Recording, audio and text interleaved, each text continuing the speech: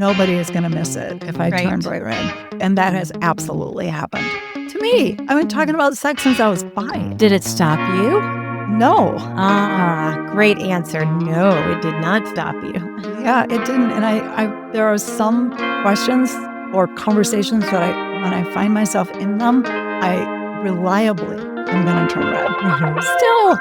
How many dues do you have to pay before that stops happening, right? I just think it's physiology. I've kind of gotten over the idea that somehow I'm going to move past that. It's just like, fair skin therapist going to turn red.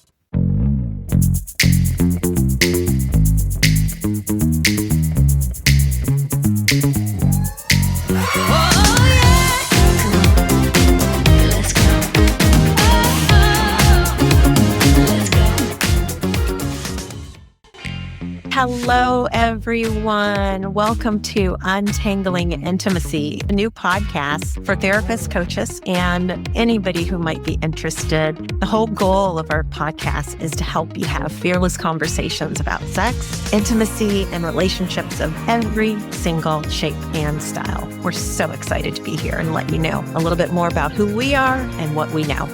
I'm Martha. I'm a sex therapist in Madison, Wisconsin, and most of what I do is train therapists to work with sexual intimacy challenges. And I'm so excited to get into some creative, provocative, juicy, interesting conversations with Skye. And I'm Skye. I'm a sex therapist and a relationship coach. I work with humans in all relationship configurations because I am all about supporting personal growth and developing healthy intimacy. Let's get talking. Okay, so here's something a lot of therapists struggle with. How do I bring up the topic of sex to my clients without freaking them out? Yeah, I totally get that, Martha. I used to feel the same way, so I can relate to that question.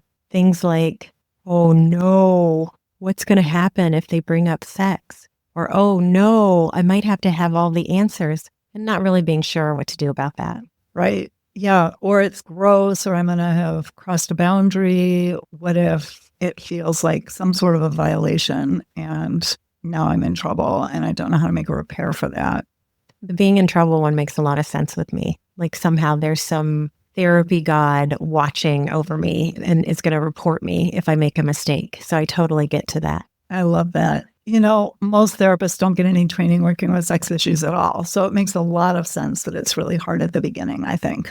That's true. And even the training that I got as a person who has an advanced degree in human sexuality, I didn't feel prepared to talk about it in the therapy space. Wow, that's so interesting. What do you think that's about? Well, the translation from academia to dealing with a real life human who's sitting right in front of you, and like it or not, they're looking to you to walk them through this process. So in academia, there's this thing where you want to be the expert.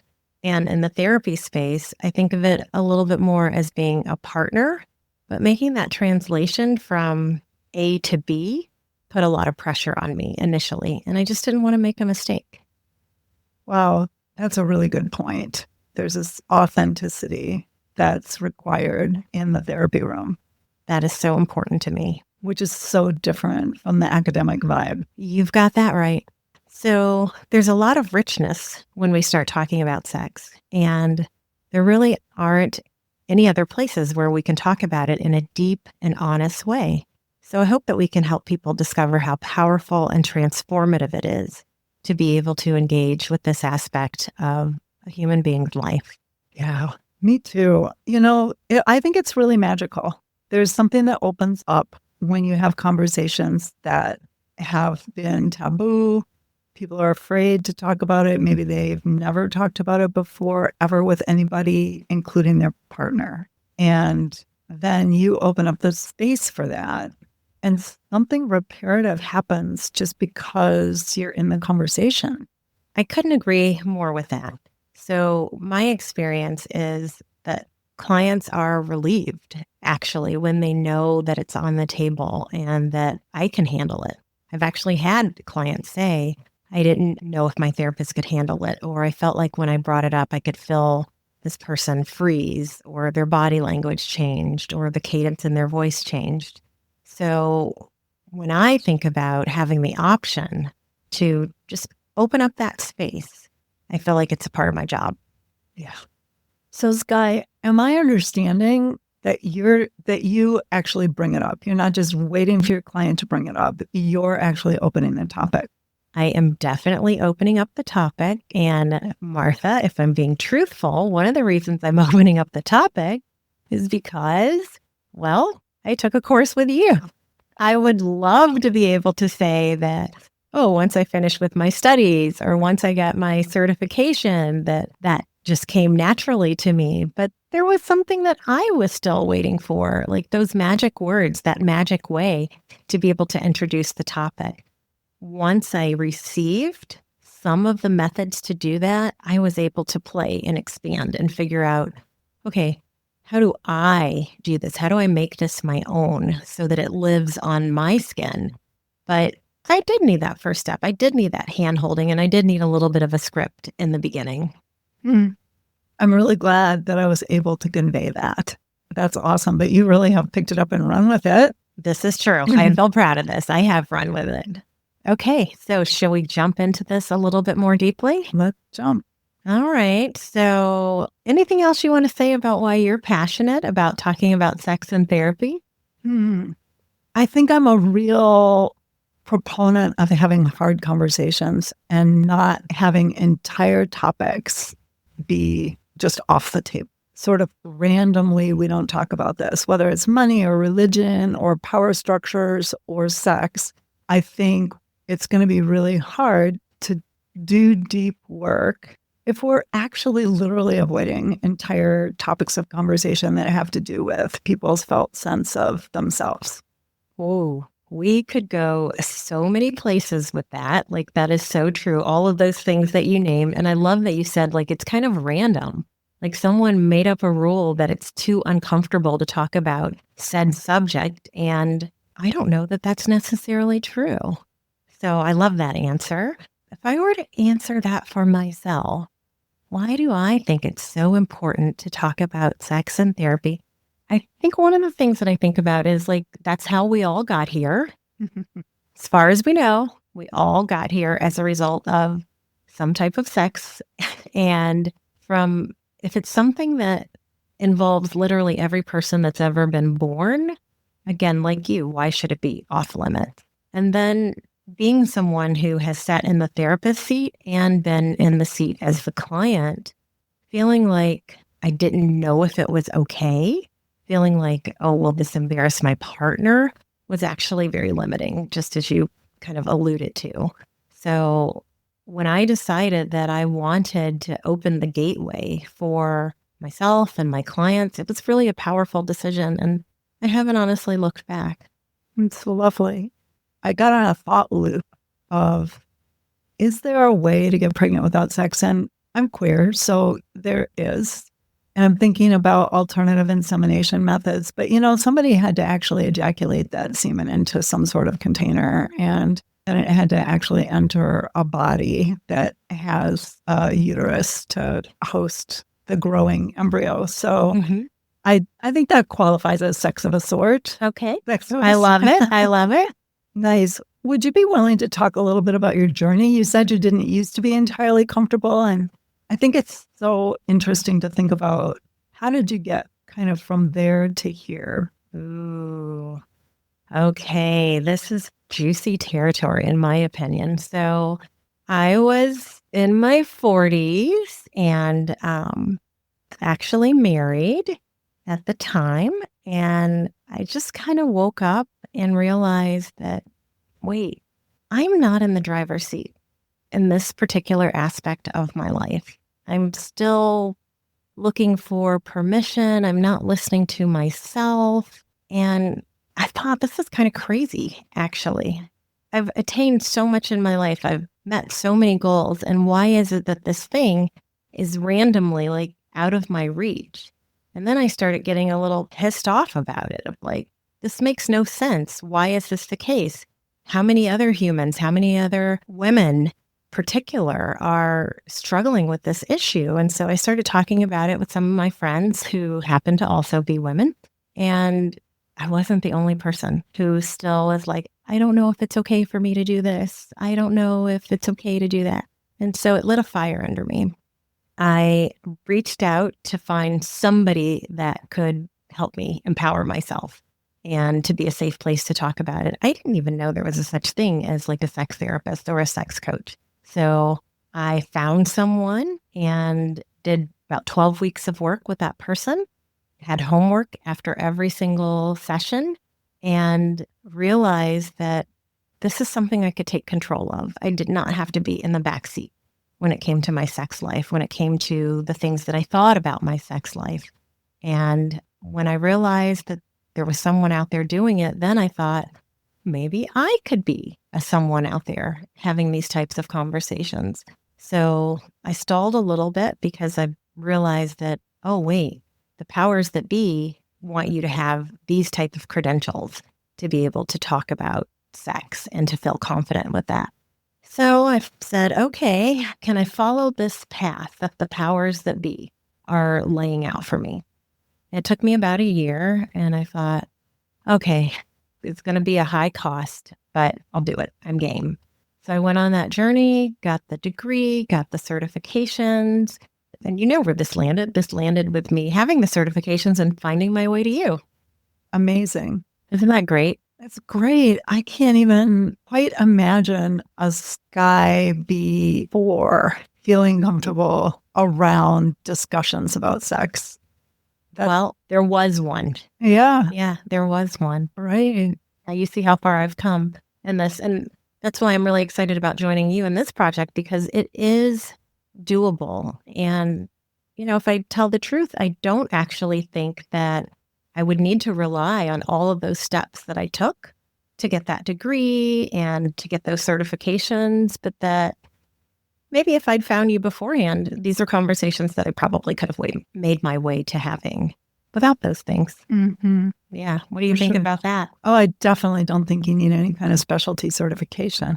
I think most of us don't have great sex education, so there's a little something that it's good if you know, and a lot of us have a bunch of misconceptions, and sometimes it's pretty harmful disinformation about sex. So there are myths that need to be busted, and I think there's a certain amount of just learning enough to know what you don't know. Yes. That's really important because we all think we know something. We all do know something about sex, but it might be true or it might not. I'm still learning. Mm-hmm. And I love, you know, the little piece of education that you did when you said, wait, in my brain, I had to think about, is sex involved for everybody? And you took yourself through that thought loop and came back around. And those are exactly the kinds of things that, you know, when I say I'm still learning all the time, little things, big things, but the fact is we can learn, and we are in the information age.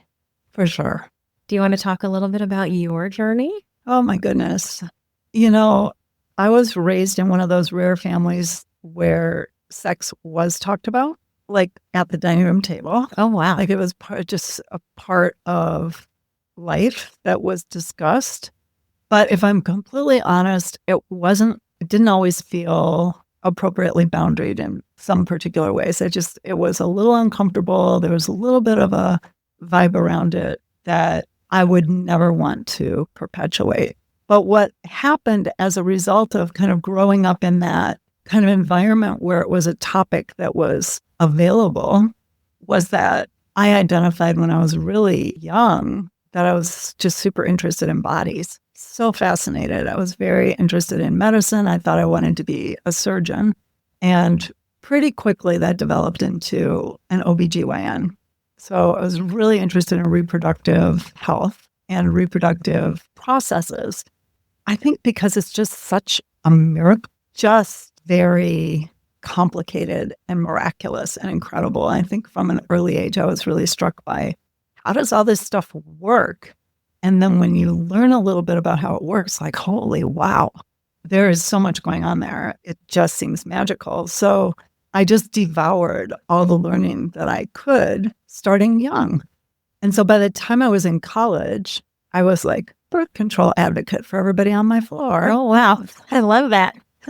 People have always told me about their sex questions, their sex lives. They've asked me their questions. I've always been a resource. Really? And I think it's because that's just not available to very many people because most people, I think, grow up in families where you certainly do not talk about sex and it's not a conversation you would have.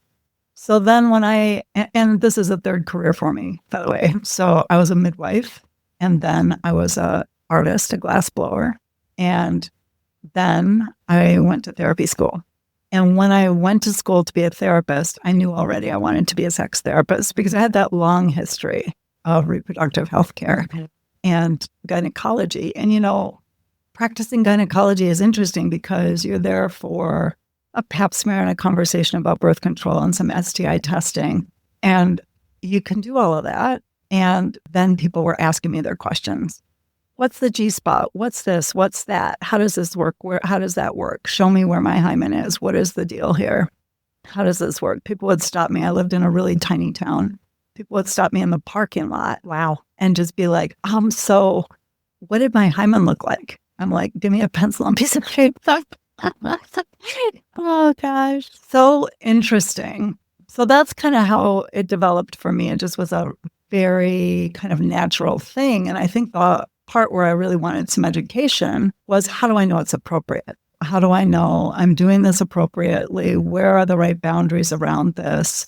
How does consent go together with therapeutic leadership? Because if you're going to bring up a topic in therapy, you're putting yourself in a leadership role a little bit. You're saying, this is important. I'm going to ask about it. And I was a newish therapist at that time, right? So I had to figure out, even before I was comfortable with therapeutic leadership, how do I get the boundaries right around this? So a lot of my thinking before I could start training therapists was around that question because I had to answer it for myself. That is so rich. Thank you for sharing all of that. I want to pop back to, you said the topic was available or something like that, or there was an availability of the topic and talking about your origin years with your family. I love that so much. And I love the curiosity. I'm just kind of picturing this young Martha, this budding advocate answering questions and then going into college. So that's a really lovely thought. So you said that you knew when you were pursuing therapy that you wanted to be a sex therapist. Were there a lot of sex therapists around? Like, how did you even come up with that? Did you know someone who was already doing it, or was it just out of your own interest, as you had earlier stated?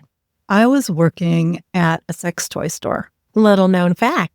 I was working at a Women's Touch Madison, and my job title, this is one of my lovely little factoids about Martha, my job title was pleasure specialist. Okay, I love it. Right? And, once a pleasure specialist, always a pleasure specialist. So I really got an education there, like 80 hours of education, retooling my understanding and skill set from reproductive processes to sexual pleasure, which is a bit of a reframe and kind of an important one.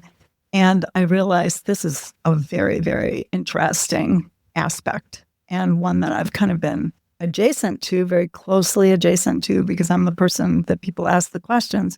But I didn't really know, how does sexual pleasure work in the body? I learned that on that job. And it was from one of the owners of the store that I learned about the American Association of Sexuality Educators, Counselors, and Therapists, and that there was such a thing as a certified sex therapist. And I was just like, well, if I go to therapy school, that's clearly what I'm going to do. And there were not a lot of sex therapists at the time, and there are more now, but still not enough for everybody who has a sex issue to be able to go to one. So that really kind of brings up an issue. If, like many therapists might be thinking, if you're thinking, I should really refer this because it's not my area of specialty, I should send it to a specialist. Problem is, your client's not going to be able to get in, because almost every human at some point or another has a desire discrepancy or a question about sex or an argument about sex, or sex went sideways, it didn't go well, there's tears in the night and tears in the morning, people aren't sleeping well. And if you have to go to a sex specialist for that kind of everyday problem, we have a whole lot of people trying to get into very few practices. I agree. I've seen the numbers increase over the years since I've been involved in the industry, but there's still, even in my state, maybe less than 15 compared to how many therapists. And then you have the issue of therapeutic rapport, therapeutic alignment. So someone's been working with their therapist for however amount of time, and this sensitive issue comes up. You probably want to take care of it in-house, right where you are. And especially if it's something that doesn't necessarily require a specialist, but maybe we've been taught to think that a specialist is required for something like that. So I couldn't agree with you more. Yeah. As you were talking about that, what came to my mind is how if we think that we have to send people to a specialist, we're reinforcing the idea that this topic is a little weird. Like, what the heck? This makes so much sense. What is that message that we're sending without intention?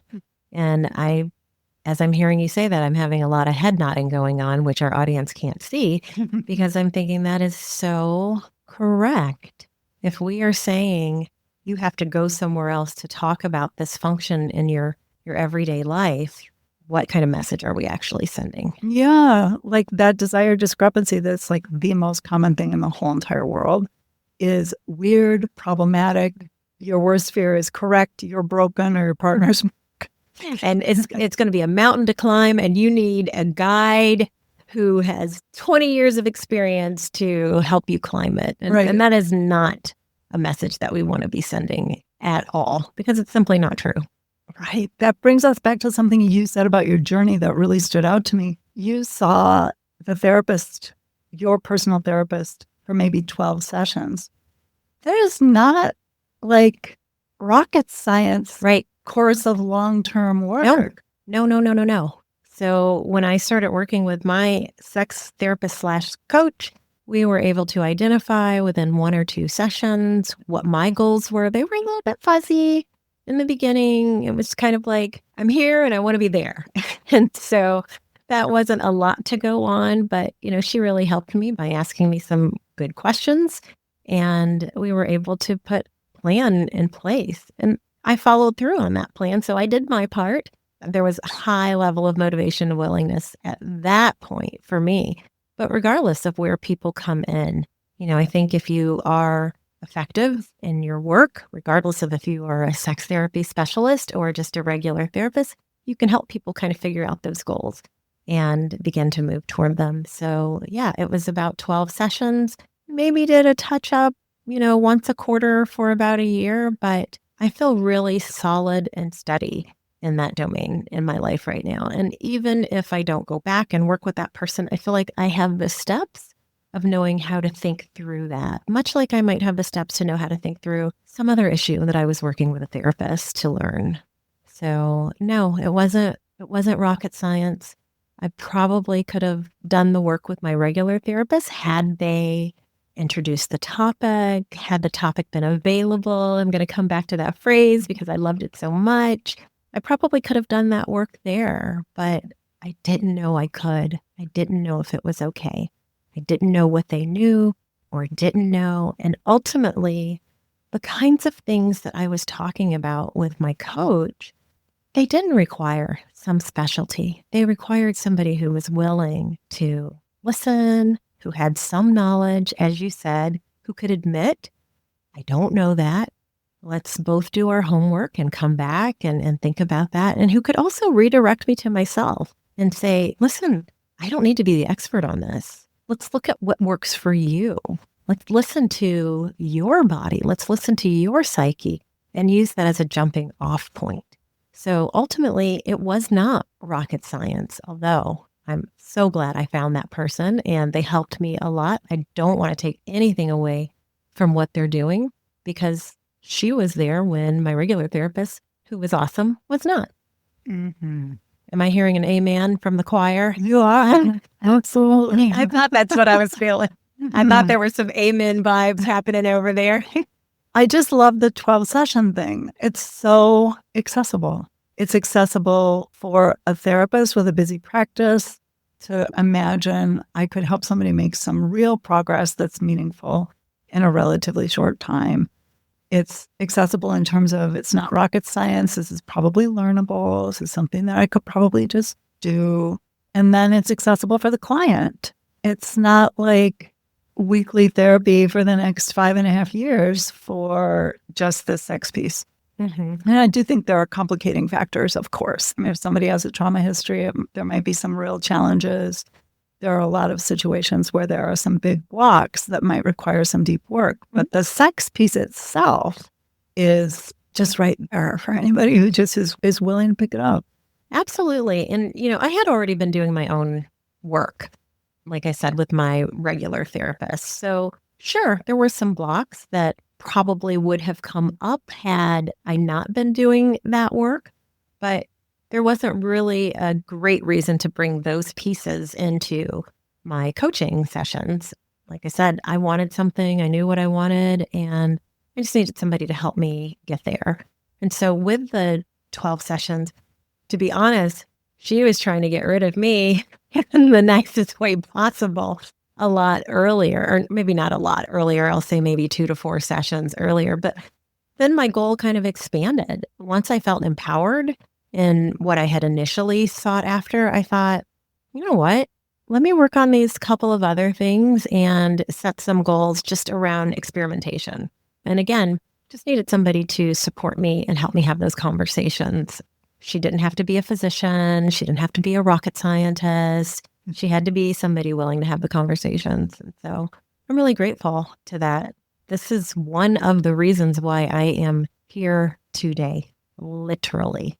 Without that intervention, I probably wouldn't be doing what I do and being able to help the people that I can help to talk about sex and sexuality. Boy, that's exciting. Isn't it? Like, think what you could ignite. Think what could light up if that therapist made this much of a difference in your life. There's a lot of possibility available here. And not just for me, which is why we're doing what we're doing. There is a lot of possibility. There is a lot of hope.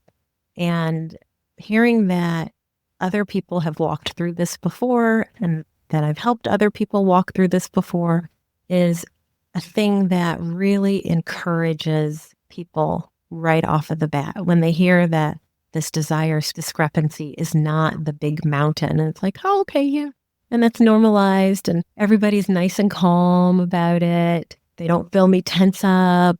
It really lets people know that you're right in the realm of being a human being and that there's nothing to fear. We can work our way through this. Very cool. Thanks. I think so too. Yeah. I mean, nice work to you because that's a piece of work that you did. Your therapist helped and your other therapist helped, but you really did a big thing. Thank you. And I felt really proud about it too. And I think we're here to help our friends, our listeners, do a big thing too. Mm-hmm. Yeah. Yes. So along those lines, to that question, do you bring it up? You said you do. How do you bring it up? So it really depends on the day. Like I said, once I kind of got that permission and figured out how to do it by a script, I stuck with that for a little bit. And then I kind of found a little bit more space inside of myself. So sometimes it's as quirky and silly as, so I'm a certified sex therapist and we can talk about sex in here. So sometimes it's something playful like that. And sometimes it's a little bit more serious of like, do you want to talk about sex? Is there anything you want to mention? I think that's similar to what you say, Martha. So it depends on the day. And there might be a lot of different things in between the more serious side or the more playful side. But either way, it is coming up and coming up pretty early in the therapy sessions, like in the getting to know you phase and therapeutic alliance building, but then also coming back around throughout the body of the therapy sessions, even if maybe someone didn't have a goal initially. Like I'm always listening for that intersection to be able to talk about people's sex and sexuality if that's something that they would like to. Wow. So wait, we're going to go back because that was really interesting. Take me back. I'm going. I'm willing. So if I understood what you just said, you bring it up and you bring it up very early in the process. Wow. So you bring it up before they know you, before they love you, before there's a really solid joint. Could you just explain how the heck that works? Well, when they come in, when people find me, there's already some sense of this is the person I want to work with. And I'm just going to trust that. And I'm going to show up as the particular therapist that I am, with the personality and the modalities and all the things that I bring to the table. And I'm going to prioritize knowing their story and where they are early on. And again, I've already said that, I think sex and sexuality are relevant to almost every human being, if not every human being, in some way. So bringing that up early on just makes a lot of sense. It makes just as much sense as asking about other things that we bring up early on.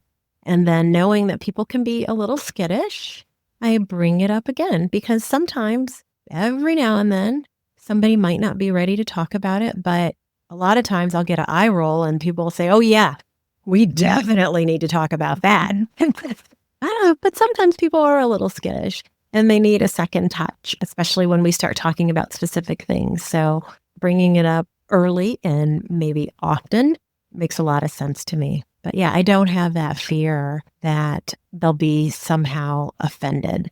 I trust myself to ask those questions the same way I trust myself to ask other therapeutic questions. Does that make sense? It totally makes sense. It really makes sense. So you bring it up early, you maybe bring it up again, or maybe again.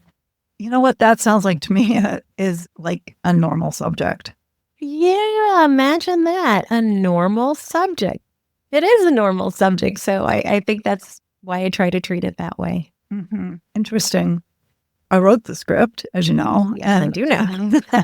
My script is there anything about sex or sexuality you think you might want to talk about in the course of our work together?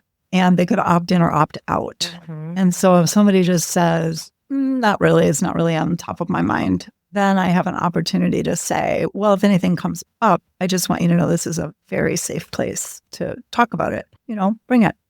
And if they do have something, then I have this 6-question brief assessment that helps me just make sure I'm not missing something big. And I developed that for generalist therapists who don't have any training in working with sex issues, and for sex therapists who might forget to tick every box every time if they're trying to do it from memory. So it has an infographic and it has a mnemonic device, which is, will Lily pick Andrew or Sarah, which helps me remember. There's a W question, there's an L question, there's a P question, etc. And obviously our listeners can get that free. There'll be a link. But I bring it up other ways too. And a common one is further along in the work, I might ask, how is this dynamic that we're talking about right now live forward in your intimate life? There are sometimes, I think there's an opening when there's a lot of conflict or a lot of separation and silence and avoidance. Either of those situations is very likely to be impacting intimacy. And so I see that as a crack, an open door that I can move into. And so one of the things I've tried to develop a practice of is looking for the opening so that I can naturally bring it up. And I think the other part of that is not ignore it when it really belongs there.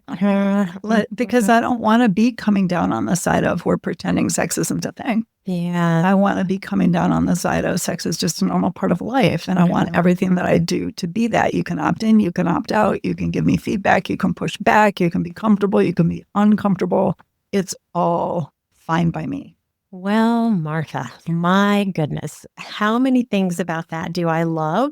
Like all of it. So first I'm going to ask you, I've heard it before because I've taken your ATSIP course and I think it's worth saying again. So I'm going to ask, would you just repeat the way that you ask that question for our listeners? Because you say it like it's just something you say every day, which it probably is, but maybe no one has heard it like so well put together. So would you say that phrase again of how you introduced that in the therapy session? Sure. Is there anything about sex or sexuality you think you might want to talk about in the course of our work together? Perfect. I love everything about it. Thank you for slowing that down and letting us hear that a second time. What do you find people say in response to that? Is there a general response or is it just kind of all over the map? Well, you would think that most people that come to me for a sex issue because I'm a sex therapist. But it's not actually true.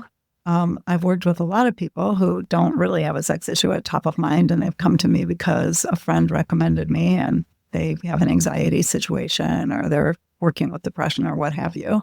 So sometimes I get, there's not really anything right now. And then I'm like, great, just let me know if anything comes up. This is a safe place for it. I just want you to know that. And sometimes somebody will say, I am not comfortable talking about it.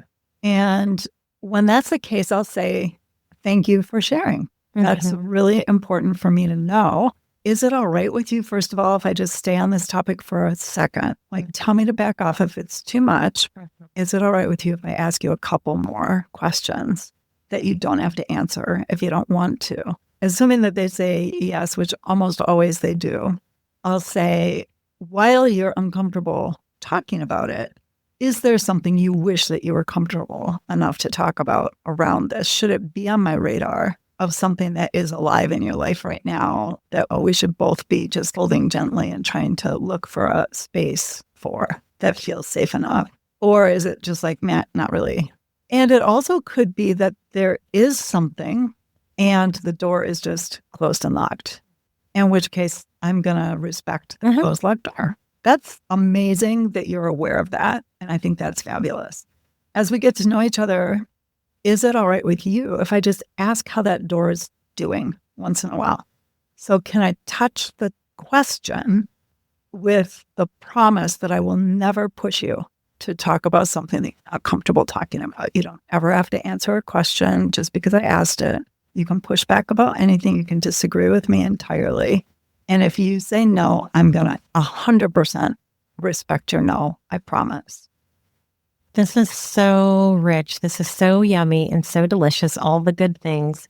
This conversation and the way that I'm hearing you present it and how you work with it in your therapy space sounds absolutely outstanding. And I can't imagine that there's anybody who's listening who couldn't follow kind of that really simple but honest and authentic way of engaging. Really accessible. And just listening to you, even in this space, say those things, so credible. And I feel like, yeah, I might want to talk about some things. So I love that open door and I love the respect for the closed door. Really outstanding. You know, some people are testing you. I mean, I think the first few therapy sessions are tests. People are looking to find out, are they safe? Are you a safe person? Do you respect boundaries? Are you going to tell them they're weird? Do you have a whole bunch of judgments? Do you have an opinion about what they should be doing in their lives? And is that going to come out in a direct way or a sideways way? So I think it's really important to have thought through how you're going to respect boundaries when you're a therapist at all. It's not about sex. It's not about sex. But I really thought it through because of my personal concerns about pushing boundaries about sex. I wanted to make sure that I was taking into account people's need to feel safe and seen for who they are, not what I want to talk about. I don't care if we talk about sex or not. I don't need to talk about sex in your therapy session. It's not my job to pick the topic. But it's my job to put the menu out in the same way that I would ask, what's your relationship with depression? What's your relationship with anxiety? It's my job to say, these are places that we can talk about these things. And if I don't say it, the implied answer is, no, it's not a safe place to talk about sex. I couldn't agree with you more. And I love how you brought up, like, we'll talk about anxiety. We might talk about depression. It's within the course of the work to ask about those things. And we don't blink about things like that. But with sex and sexuality, intimacy, we do sometimes. And there's not really a really good reason to do that. I love what I'm hearing. And I'm wondering, did you want to say more about this assessment? Probably the best way to learn this assessment is to just get the free video. It's just a little over 10 minutes and it's dense. It's a video so that you can watch it again and again because it's dense. When I present that information live with an audience, it takes me about 60 minutes to cover it. So it's really quite shoehorned into a short, accessible video, but you can get it for free. The link's in the show notes. And the basic idea is you open the topic. Is there anything about sex or sexuality you think you might want to talk about in therapy? And if they say no, we've already talked about the response to that. But if they say yes, then I'll say, would you just give me a snapshot of what that looks like? So I'm not looking for a dissertation. Right. I'm really asking for a snapshot. Give me the Cliff Notes version of what's going on. And as I'm listening to that, I'm taking it in and I'm listening for particular things that tell me something about the problem. And then I'm going to ask 6 questions that clarify anything that I don't already know. And those 6 questions, the first one has to do with willingness, which is a consent-based kind of a question. That one's will. Okay. And then Lily is libido. So this one's about desire, a couple of questions about desire. The tricky thing about desire is most people think it is its own thing, but desire is made of many things. Yes, it is. And so this assessment is actually for the purpose of parsing desire. So if you don't experience a lot of desire, then this assessment is very important because most people don't know what pieces go into it. So that's Will, Lily. P, the P word is about pain, body pain. That is related to sexual touch or contact. A is arousal, which is a physiologic question having to do with engorgement, erection, puffiness, all the sort of arousal signs of the body. And then there's an orgasm question, that's O. So will Lily pick Andrew? Or the O is about orgasm. Do you reach orgasm alone with a partner when you want to? And that's also a physiologic question, but it's also an emotional question because of the ways that various aspects of our physiology work together to create conditions where orgasm can happen. And then the last question is about satisfaction. So all those questions are really easy to ask. I scripted them so carefully. I remember when I crafted this thing. Oh, I bet. I was thinking about myself and all the different clients that I've talked to about sex. And I was thinking about students that I was working with and supervising and what kinds of challenges they have and what kind of questions they have and what kind of blocks they have and leadership and all that. And I just decided I should probably just come up with some sentences about this that are tried and true. They're tested and they've been used a lot. And so you could just use them. So you can tape the infographic to your clipboard. You don't have to memorize a thing. And then when I go into a session where I know that I'm going to be doing this assessment, true confession, do not have the infographic on my clipboard. But also true confession, I do actually say it, will Lily pick Andrew or Sarah before the session? And I write on my paper, WLP, so that I know that I'm not going to forget one. Because if I don't, it's hard to believe. Incredible, because it's really my soapbox. I'll forget to ask about pain if I didn't write it down. Well, here's what I love about that. There's such an invitation in you saying that, hey, I created this. And even as the author of this method or this way of asking and engaging that I might forget and saying, hey, it's okay to write it down. The other thing that I love about where we're going right now is people sometimes are under the misconception that if they talk about sex and sexuality, then we're going to want all these gory details. And I think that our listeners can hear, based on what you shared, this isn't about that they have to disclose every single moment of every single thing ever in their life about sex and sexuality. Sometimes there may be more that's disclosed. Sometimes there may not be. But these questions are, they're really accessible for most people. Can I talk about if I had pain? Can I talk about if I had arousal? Can I talk about if I had orgasm? So with someone who is able to lead these conversations, it really becomes fairly easy to answer some of these questions that are being asked. What do you think about that? Yeah, it's so interesting what you just said, because I find it to be entirely true. If you're comfortable, your client is automatically going to be more comfortable. If you're uncomfortable, they're going to get less comfortable. And this emotional contagion can work for the forces of good or not, right? Exactly. So if you have a client who's really anxious about it, I think my job is to get super grounded myself so that I can co-regulate them through my lack of anxiety and my groundedness. So I do it very deliberately. I breathe really slowly. I speak slowly. My voice goes maybe down a notch in both volume and tone. I make eye contact, but not too much. And I just try to be as soft and really rock solid as I possibly can. Now, that doesn't mean that if you turn red, it's like a horrible thing. I also have this embarrassingly fair skin, and nobody is going to miss it if I turn Right. bright red. And that has absolutely happened to me. I've been talking about sex since I was 5. Did it stop you? No. Great answer. No, it did not stop you. Yeah, it didn't. And I there are some questions or conversations that when I find myself in them, I reliably am going to turn red.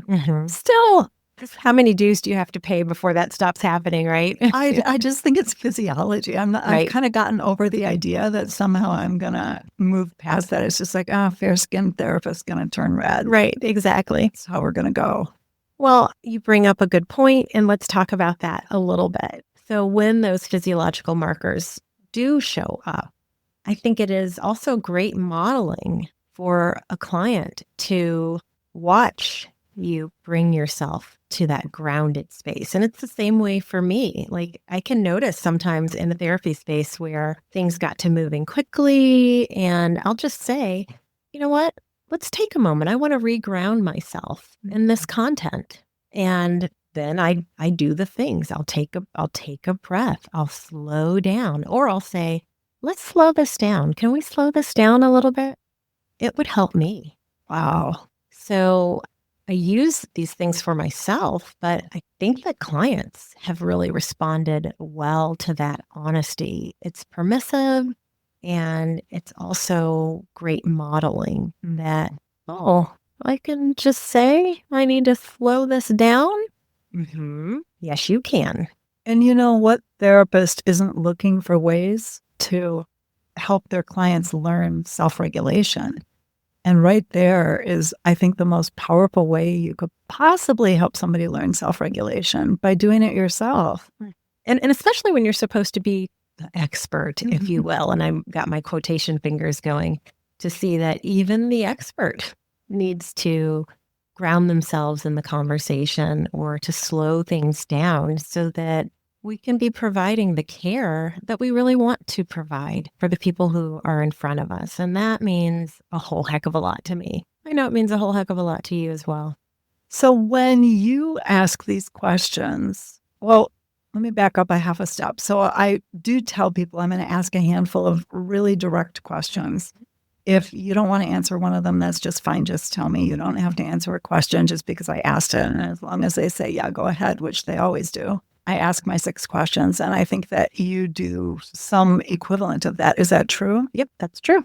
And a lot of times it is, Will, Lily. Is it? Uh-huh. Awesome. And how is it received? What's your experience of that in your therapy room with your clients? My experience is, I would say 90% of the time, without doing the math, is people are refreshed by the option to answer the questions. They haven't really thought about, it seems like, do I have pain? And I'll see people say no sometimes, and then they'll be like, well, wait, and their answer changes. So it's almost like, I feel like they're kind of happy that they're getting care, that someone's paying attention to these things in ways that sometimes they themselves have not thought about all the way through, or even given themselves permission. Like, I don't want to think about this pain that I'm having. I don't want to think about, if I'm having orgasms, the type of orgasms, consistently or inconsistent, whatever the things are, all the things, right? So I get a really positive response for people. They feel like they're being cared for. I've never had anybody slam the door in my face, at least through that first initial part. Now, I've had people opt out, as you've said, and stay opted out. But sometimes we do tiptoe really closely to talking about sex and sexuality, even for people who have said, no, there's nothing. And then we just come back to that question again. Hey, we're here. This is what I'm noticing. Are you interested in talking about that? That's so beautiful and gentle, and also with so much leadership. I think that's important, regardless of what we're talking about in the therapy space, to have that leadership. I think that's a big part of our job. Mhm.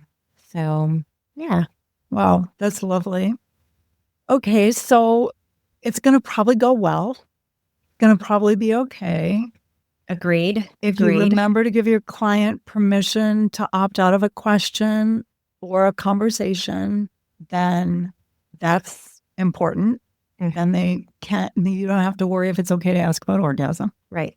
You just ask, and then they can say, like, turns out I'm not comfortable talking about all these things. And then you can be like, thanks for sharing. That's great. Right. How's the satisfaction? At the end of the day, would you do it all over again? Mm. So you can just move on. There's 6 questions. Move on.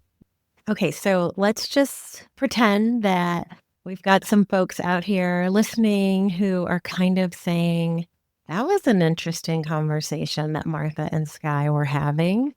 I wonder if maybe I could bring something like that.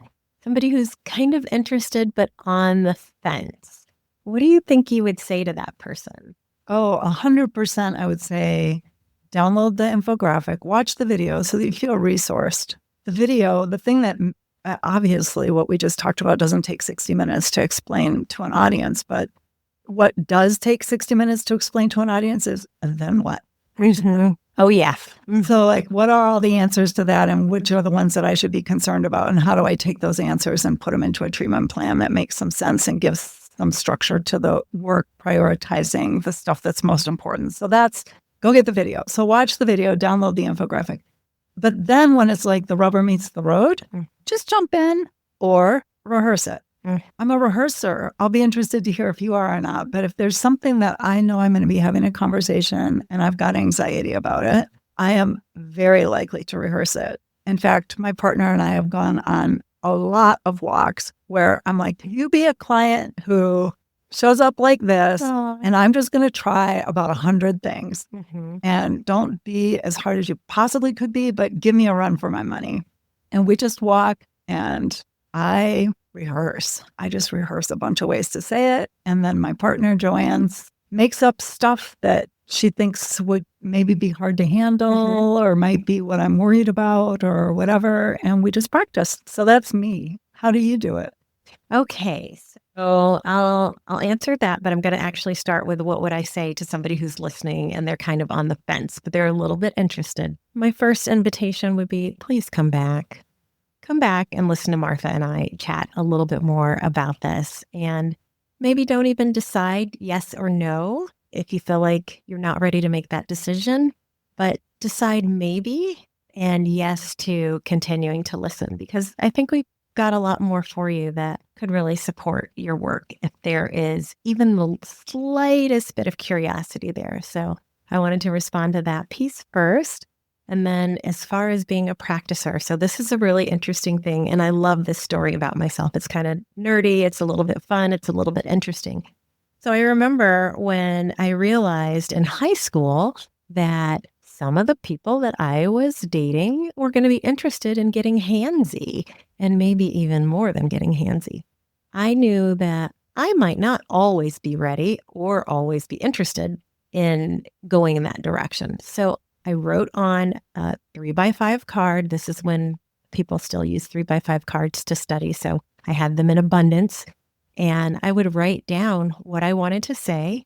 And then I would look in the mirror and practice because I wanted to see what my face looked like. I was afraid I'd have that deer in the headlight look on my face when I said it. So I wanted my voice and my visuals to match. So I have been practicing what I'm going to say for a really long time. And I still like to do that. I've got 2 dogs, Dylan and Oakley. Shout out to Golden Doodles. And so they'll hear me practice sometimes.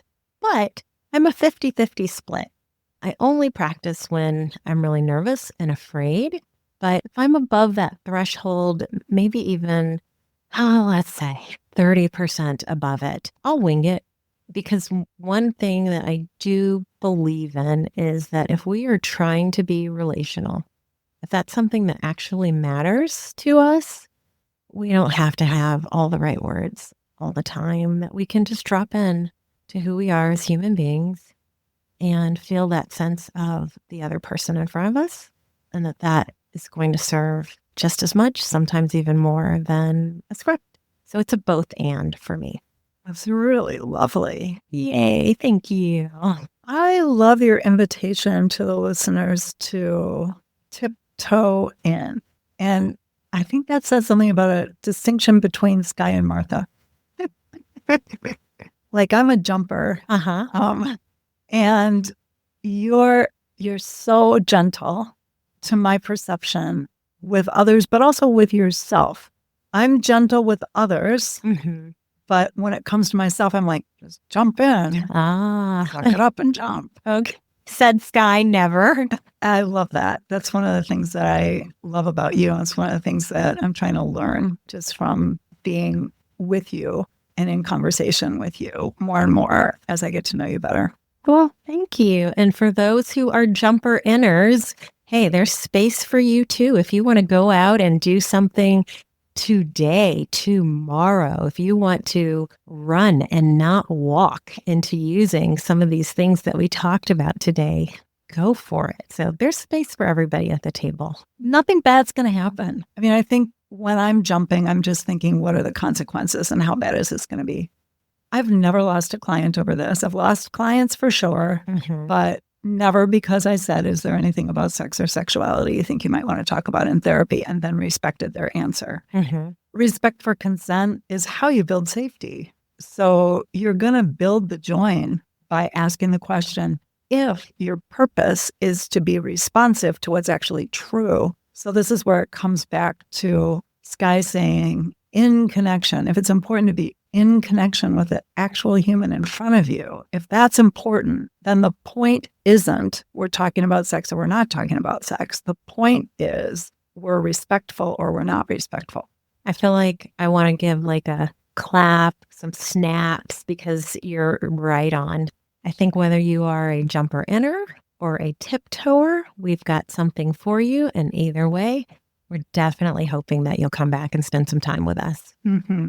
And also, I'm hoping that as you begin to feel like we're here to support you, wherever you are, however you're showing up, and wherever it is that you want to get, you've got this. Couldn't agree more. Thanks, everybody.